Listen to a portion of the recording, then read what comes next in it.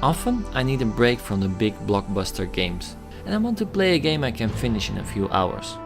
Sometimes these smaller games have substance and are worth a review, but more often than not, there's not enough to say about these games. They're just snacks for my game hunger. Gamesnacks. Here are my latest 5 additions.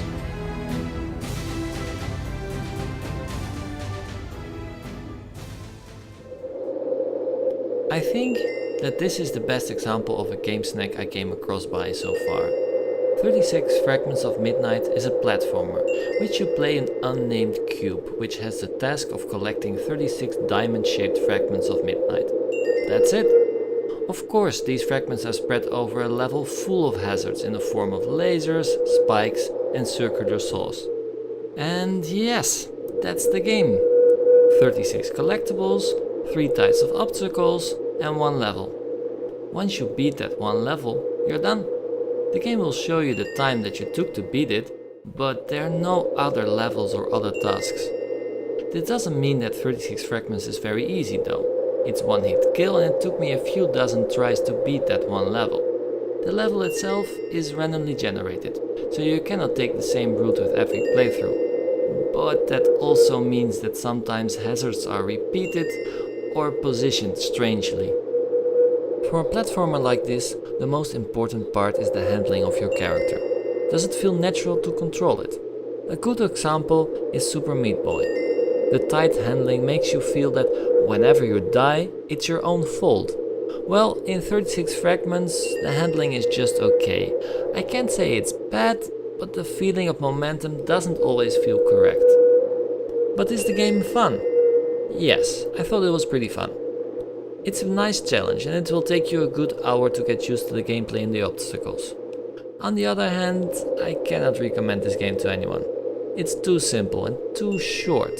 Oh, and the Vita version doesn't run very well, which is a really stupid thing because this game is definitely not demanding.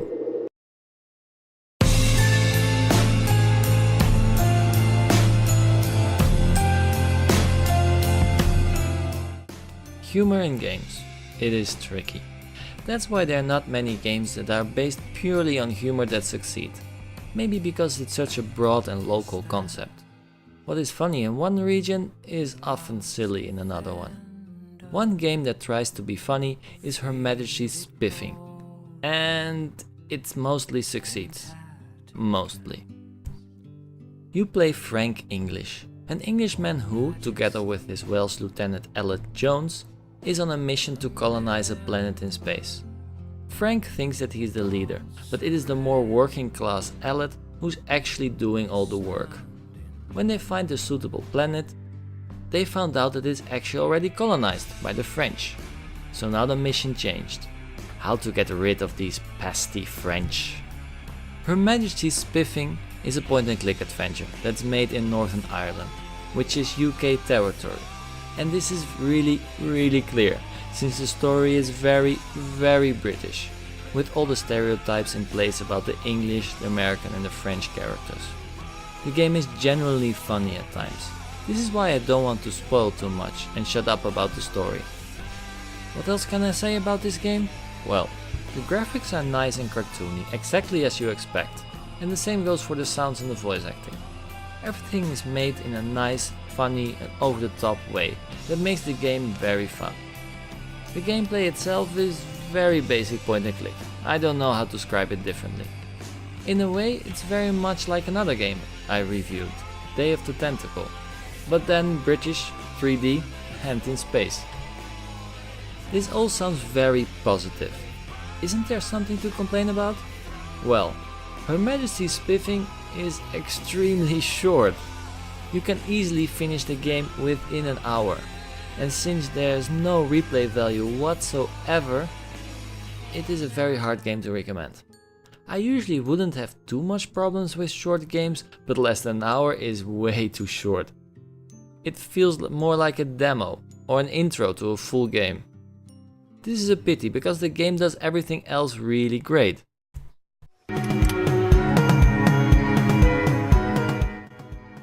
Three-Fourth Home is a very special game.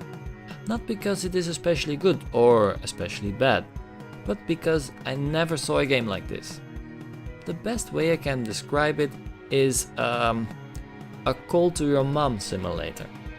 This is what you do the whole game, talking with your mother over the phone. Imagine, you are from a rural area, say Nebraska, USA, and you're studying in the big city. Stress is catching up with you. You have problems with your lover, your studies, and everything is a bit too much to handle. So, you go back to your family in the countryside to charge up your battery.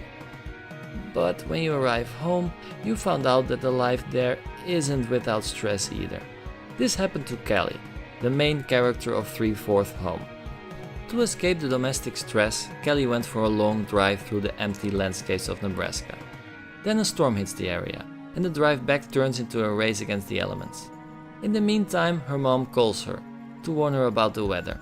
In this phone call, Kelly discusses all her problems, stress and annoyances, and all the other things daughters discuss with their mothers, I suppose?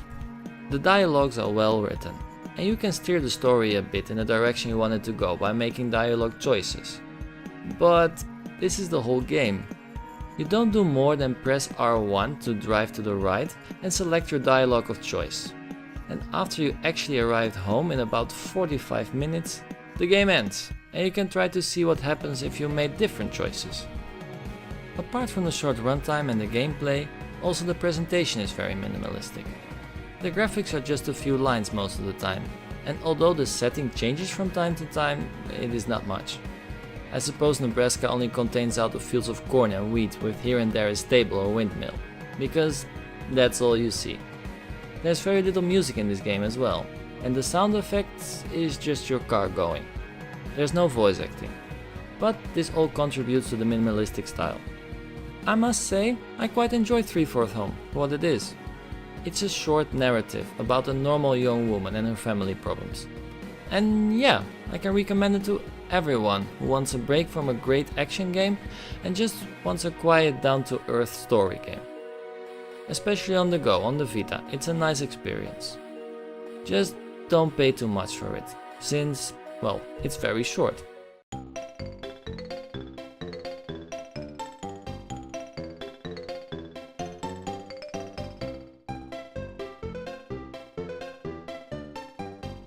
Usually I buy the games I review. Sometimes I borrow them from friends. But Where Are My Friends is the first game I got a review code from.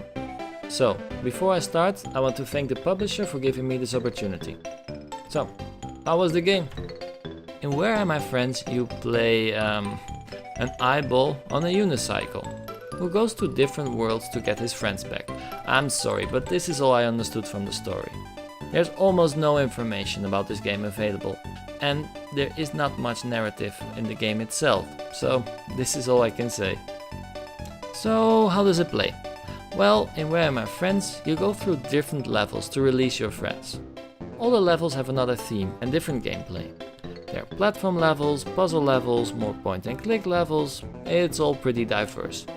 This sounds great, but there's one thing missing except of the narrative, of course. And that's the controls. This game controls are awful. It feels like you're playing a flash game, stiff and no momentum. I rarely encountered a game that had such a bad jumping. Maybe Nubla comes close, but that game was at least very easy. Where Are My Friends is not easy. And the difficulty level would be fine if the controls were not working against you. If you're doing a puzzle level, it's not such a big problem. But after getting stuck on a platform level for 45 minutes, I had enough of it, and I quit the game. Usually I'm pretty resilient and I want to finish my games no matter what. But this, it just felt like a waste of time. Not just the control seems like a flash game, also the graphics have that cheap look, and the sound is very minimal.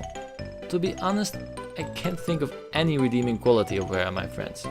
Maybe the variety, but if a gameplay is this bad, variety, it will not help. Just don't buy this game.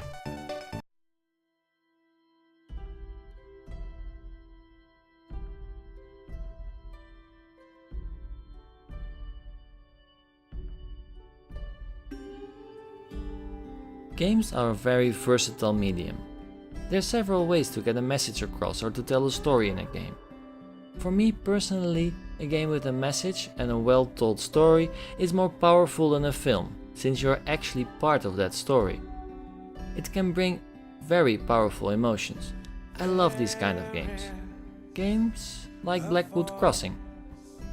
Blackwood Crossing is a story-driven first-person adventure game, or walking simulator as some people call it. You play as Scarlet, a young lady who's finding her way in the world. You wake up disorientated, to find yourself and your younger brother Finn inexplicably traveling on a moving train. But soon it becomes clear that this is no ordinary train. It's more like a trip through memory lane of your childhood. Along the way, you must solve very light puzzles that slowly reveal Scarlet's childhood troubles and drama and her special relationship with her younger brother. They clearly didn't have an easy time. The tempo and the way things get clear is done in an incredible way. If you ever played Gone Home, you know how a game can be perfect in revealing just enough to keep you playing, and when you realize what's really going on, it gives you a mind-blowing experience. In my previous Gamesnack, I reviewed Virginia, another walking simulator, one I didn't like. Everything that Virginia did wrong is done great by Blackwood Crossing. The previously mentioned story, but also the beautiful, slightly cartoony graphics and the powerful soundtrack and voice acting are just outstanding. The graphics remind me of Pixar movies. Of course, not that great and detailed, but the style. And there's just the right amount of realism in there to make it appeal to an older audience as well. So as you see, I was really impressed with Blackwood Crossing. But I don't think this game is for everyone. The biggest obstacle is the genre. Not everyone likes walking simulators. And although there's way more action in this game than for example 3/4 Home, it's still very light in action. Another potential problem is the length. It is a pretty short game, with little replay value. I think that you can easily finish it within 2 hours. On the other hand, so is an actual movie. For me, this is a solid recommendation. So, that's it, 5 Gamesnacks. Some better than others. But especially Blackwood Crossing is a really great game. Well, what do you think about the game? Did you play them? Let me know in the comments below. Subscribe and spread the word about my channel for support, and I hope to see you next time. Bye bye!